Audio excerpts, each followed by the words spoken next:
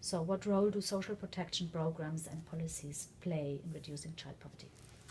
Well, evidence from a broad range of countries is showing now that social protection is having a huge impact on the lives of children and on reducing their multidimensional poverty.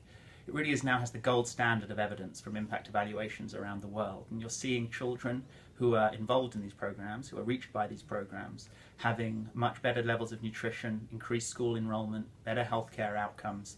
And in some areas, you're even seeing child protection outcomes with lower levels of child marriage and reduced rates of child labour. So the impacts on children are very, very significant.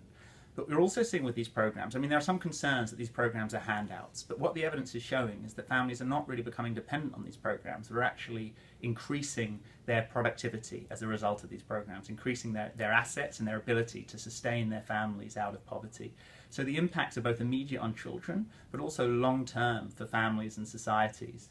But it's also important to stress that social protection isn't a silver bullet. It's not an answer to all the problems that children face. Rather, it's a really important tool in the toolbox of governments that needs to be used along with increasing the quality of services that children can reach and inclusive growth policies that reach the poorest families. Mm-hmm.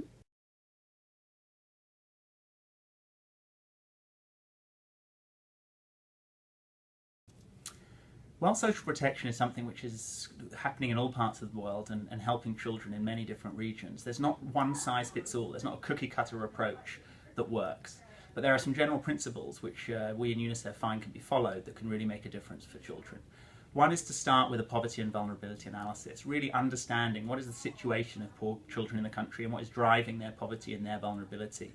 A lot of countries aren't focusing on that, and where that is really analysed and work done with governments, it can form a really great foundation for social protection programmes and to make sure that the poorest children are reached.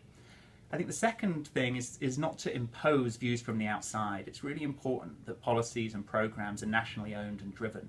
Different implementation and design challenges will come up, and there may in some areas be common solutions, but it's important that these aren't parachuted in, but rather really owned by national governments and designed to the context.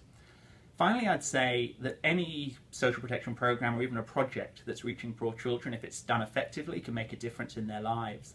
But we have to start moving towards scale of programmes, and we're seeing that in a lot of countries, showing that these programmes can reach full scale, and also move from programmes to systems, because child protection systems are really able to capture children and all the needs and the vulnerabilities that they face. So I think these are some of the broad principles that can make a really effective social protection programme for children.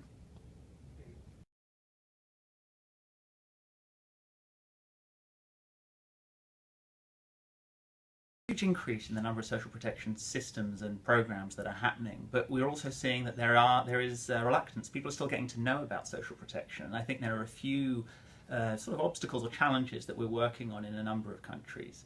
One is, I think a lot is still not known about the evidence which shows the impacts that social protection can have. I mean, you have all of this fantastic gold standard evidence which is showing the impact it's having on children, and we need to become better at sharing that and making sure people understand it and that it's accessible to different audiences. Because I think when people start seeing those impacts, it makes a real difference. I think another challenge is there's sometimes a concern that social protection is a handout, that it's giving people money and there's nothing really happening in return. Whereas really the evidence shows that these sums of money, which are very, very small, really are making a difference to families in terms of what they're able to produce, their productivity and moving out of the cycle of poverty, as well as really helping fulfill children's rights. And so I think that's something we also have to address.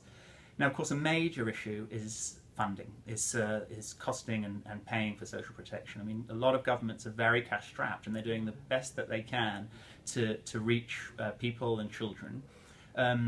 And so we really have to make the case that this is a very affordable investment. Now, there's been quite a lot of work done on costing social protection, and what you see is that the amount of monies that are needed are significant, but they're not huge. They're reachable when people understand the impact that they can have. So I think we have to do increasing work on looking at the funding options and what are the different ways that we can find the funding, what are different programs that can be most cost effective, and social protection can come out very positively in that. So I think that's also an area of work that we need to work on increasingly.